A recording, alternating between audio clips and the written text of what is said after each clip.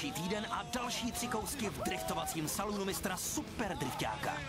A asi se jim to líbí. Nebo ble?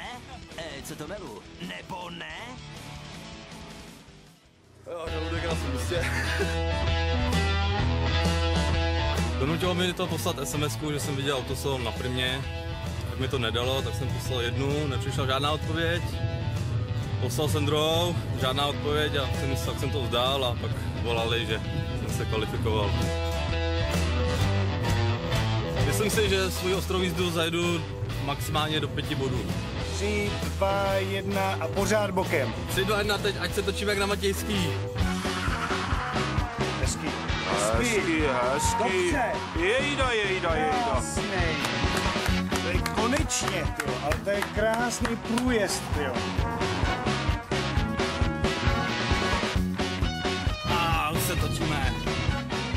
Ten vypadal nadějně, ten kluk ten vypadal hrozně nadějně. Škoda.